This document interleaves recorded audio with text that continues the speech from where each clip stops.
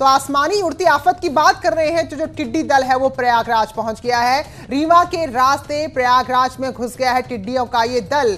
कोराओं में टिड्डियों ने फसलों पर हमला किया है। तो टिड्डियां जहां से भी गुजरती हैं वहां पूरी फसल सफाचट कर देती हैं और अब ये बड़ी मुसीबत प्रयागराज पहुंच गई है। शालिंद्र जो हमारे साथ बने हुए हैं, तो गुजरात राजस्थान के जो रास्ते ये होते हुए पहुंचे हैं, पाकिस्तान से होते इधर पहुंच गए हैं, तो ये बड़ी चिंता जो लगातार बढ़ रही है।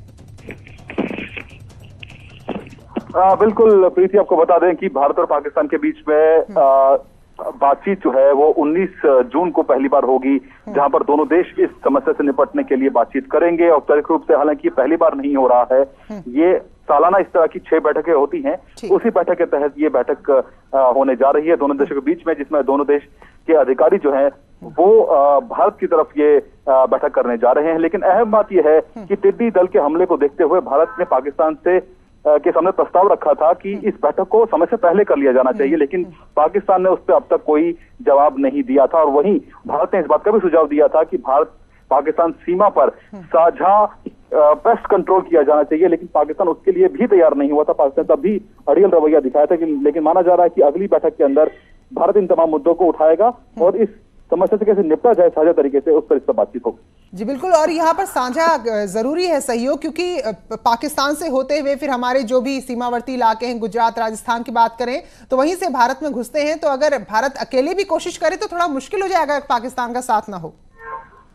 बिल्कुल, इसके लिए दोनों देशों के बीच में एक सिस्टम बना हुआ है, जो कि जून के महीने से ऐसी बैठकें शुरू होती हैं। अगस्त तक ऐसी 6 बैठकें होती हैं दोनों देशों के बीच में। पहली बैठक 19 जून को होगी, हालांकि इससे पिछले साल भी ये बैठक हुई थी। लेकिन बड़ा सवाल यह है कि पाकिस्तान सही समय पर रिएक्ट नहीं करता है। पाकिस्तान ने सही समय पर भारत के प्रस्ताव का जवाब नहीं दिया और न ही भारत के सुझाव का जवाब दिया। हालांकि इससे न सिर्फ भारत को नुकसान होता है, बल्कि सीमावर्ती इलाकों में जो फसलें होती हैं उनको भी बहुत भारी नुकसान होता है। लेकिन अब देखना यह होगा कि 19 तारीख को होने वाली बैठक में इस पर क्या सहमति बनती है और आने वाले वक्त में इस समस्या से कैसे निपटा जाए। बिल्कुल, बहुत बहुत शुक्रिया, क्योंकि यहाँ पर कोशिश यही है भारत की कि इस पूरी जो मुसीबत आ रही है इसको रोका जाए। हालांकि ऐसा नहीं कि पाकिस्तान का नुकसान नहीं हो रहा, लेकिन जो उसकी एक आदत है कि किसी भी सही चीज को नहीं मानने की, तो वही यहाँ पर हुआ है। और फिलहाल जो पहले यहाँ पर बैठक की बात हो रही थी वो थोड़ी डिले होगी, लेकिन अब जून में ये बैठक होने जा रही है 18-19 तारीख को।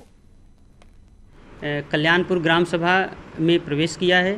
यह एक बड़ा दल है जो लगभग 2 किलोमीटर से लेकर के 8 किलोमीटर की एरिया में फैला हुआ है। जैसे ही हमारे विभाग को इस तरह की सूचनाएं प्राप्त हुई कि ये टिड्डी दल आ रहा है, हमारा कृषि विभाग, जिला प्रशासन की टीम पूरी मुस्तैदी के साथ सतर्क होते हुए निरंतर निगरानी करते हुए हम लोग लगभग 8 बजे के आसपास में उक्त क्षेत्रों में पहुँच गए हैं।